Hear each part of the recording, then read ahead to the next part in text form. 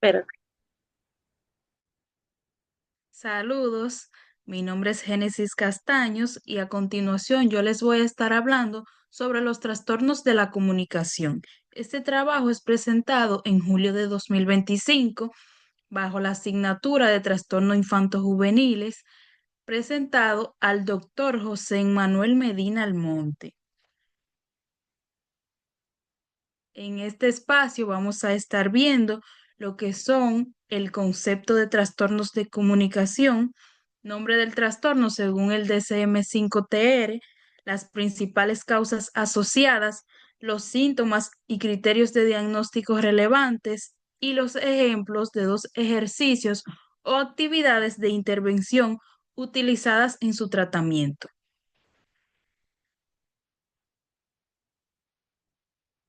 Bien, iniciamos con lo que son los trastornos de la comunicación. Se nos dice que son un grupo de afecciones que implican dificultades persistentes relacionadas con la comprensión, producción y o uso del lenguaje o el habla.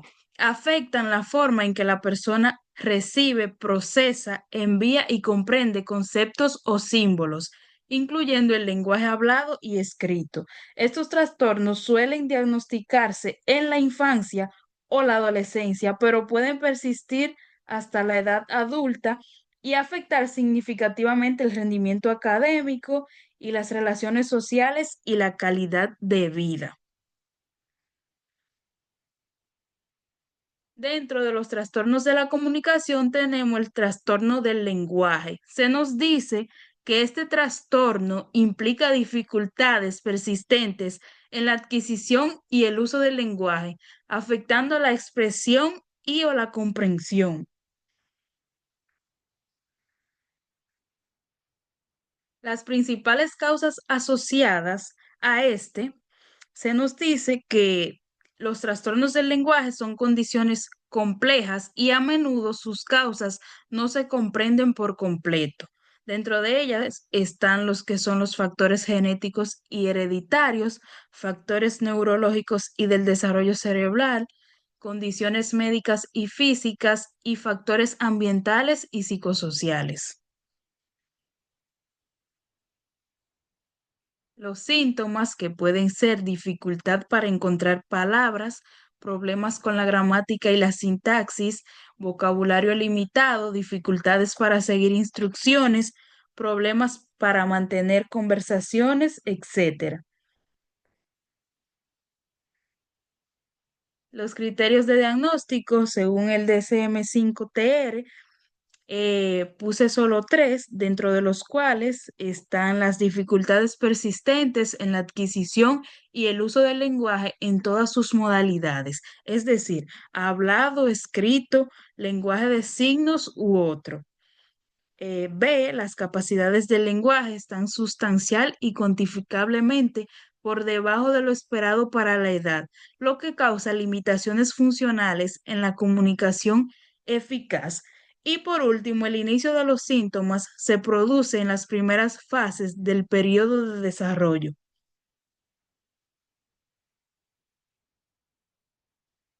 En los ejercicios de intervención tenemos adivina la palabra y clasifica. Esta actividad para el desarrollo del vocabulario y la comprensión de categorías semánticas, este ejercicio está diseñado para ampliar el vocabulario de un individuo y fortalecer su capacidad para organizar palabras en categorías semánticas, lo cual es fundamental para la comprensión y expresión del lenguaje. Y por otro lado tenemos la actividad que es construyendo historias encadenadas. Es para mejorar la estructura de las oraciones y el uso de conectores. Este ejercicio se enfoca en la sintaxis y morfología estructura de las oraciones, perdón, y en la cohesión del discurso mediante el uso de conectores y la secuenciación lógica de ideas. Como segundo trastorno, tenemos el que es de los sonidos del habla, que son alteraciones del habla en la que algunos de los sonidos no se producen o utilizan correctamente.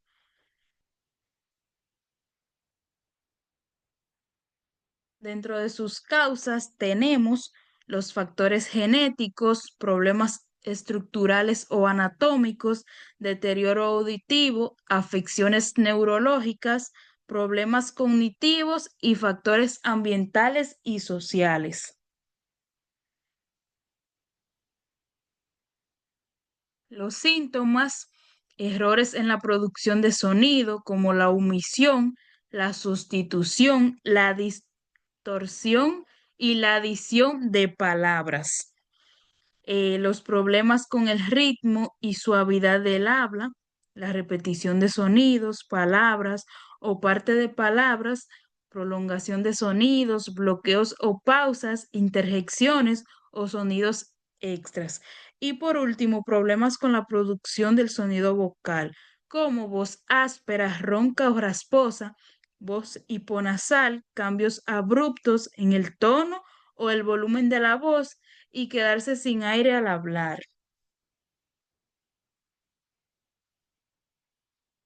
Los criterios diagnósticos de este está la dificultad persistente en la producción de los sonidos del habla que interfiere con la inteligibilidad del habla o impide la comunicación verbal de los mensajes.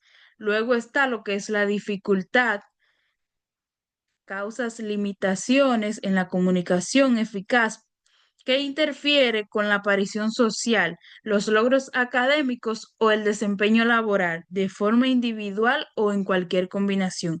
A esto le agregamos también el inicio de los síntomas. Se produce en las primeras fases del periodo de desarrollo.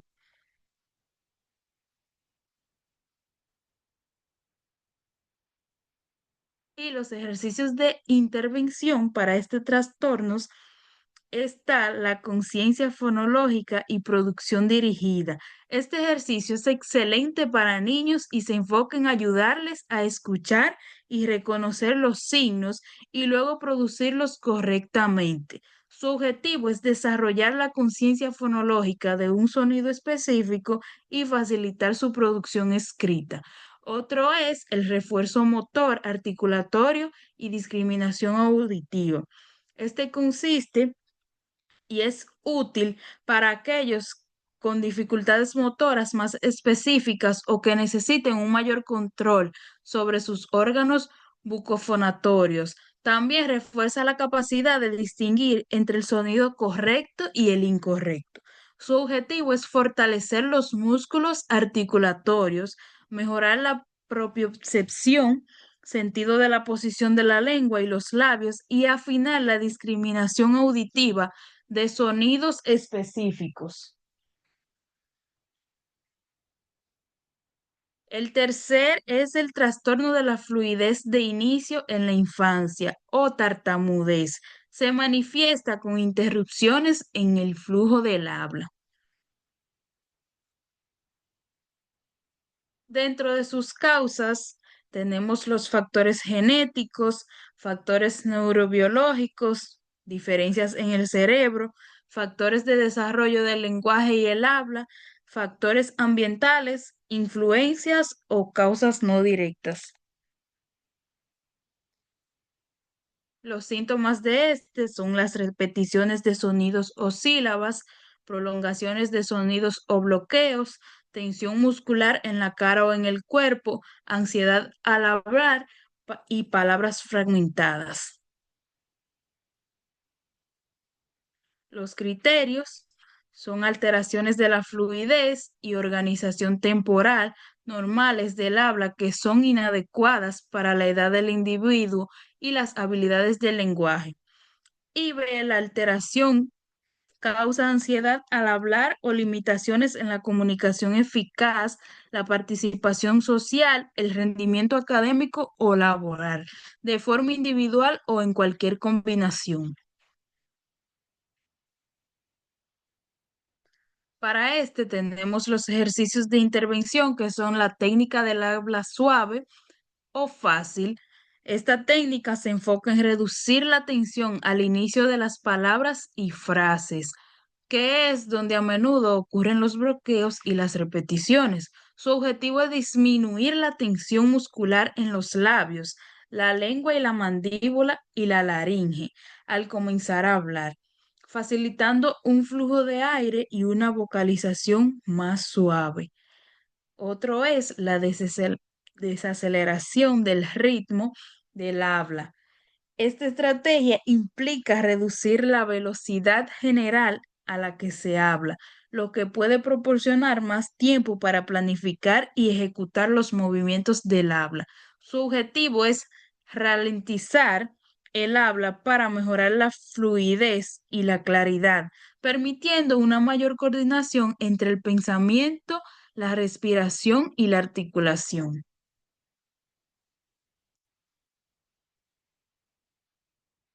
Otro es el trastorno de la comunicación, social pragmático.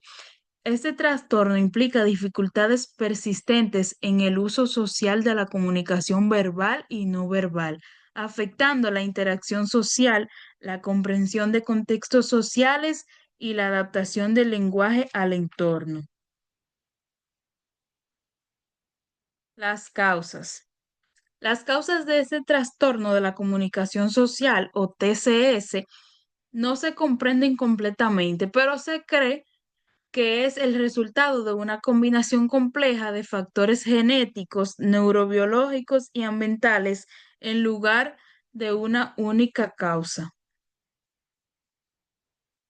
Los síntomas pueden ser dificultades para saludar, compartir información, seguir turnos en conversaciones o comprender el lenguaje.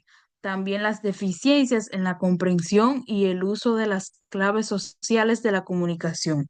Dificultades para comprender las reglas para conversaciones sociales. Identificar qué es información importante y dificultad para reparar fallos. Los criterios diagnósticos son las dificultades persistentes en el uso social de la comunicación verbal y no verbal, el deterioro de la capacidad para adaptar la comunicación al contexto o a las necesidades del oyente, como hablar de forma diferente en una clase que en el patio de juegos. Dificultades para seguir las reglas de conversación y la narrativa, como respetar los turnos en la conversación, reformular cuando se le pide que se aclare o saber cómo usar las señales verbales y no verbales. Los ejercicios de intervención para este trastorno está la enseñanza explícita y de reglas sociales y habilidades conversacionales. Este ejercicio se enfoca en desglosar y practicar las reglas no escritas de la comunicación social, que a menudo son difíciles para las personas con TCS. Su objetivo es ayudar al individuo a comprender y aplicar las normas básicas de las interacciones sociales y mejorar la fluidez de las conversaciones. También está lo que es la interpretación de claves no verbales y el lenguaje figurativo. Este ejercicio aborda la dificultad común de las personas con TCS para entender lo que no se dice explícitamente. Su objetivo es mejorar la capacidad para interpretar el lenguaje corporal, expresiones faciales, el tono de voz y comprender el significado no literal del lenguaje, como el sarcasmo, el humor y los modismos. Está lo que es el trastorno de la comunicación no especificado. Esta categoría se utiliza cuando no se cumplen todos los criterios para los otros trastornos de la comunicación, pero existen dificultades significativas en la comunicación. Causas.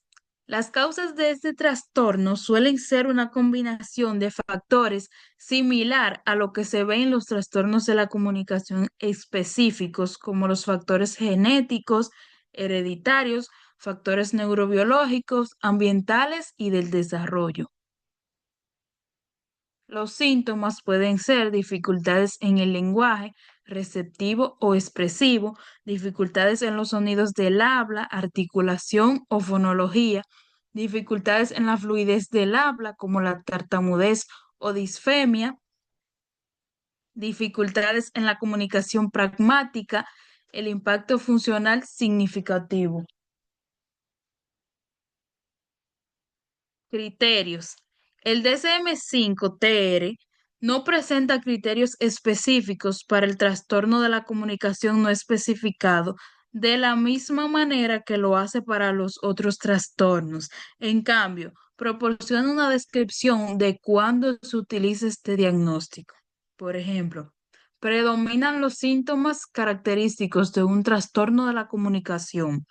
Los síntomas causan un malestar clínicamente significativo o deterioro. No se cumplen todos los criterios para un trastorno de la comunicación específico. Los ejercicios de intervención.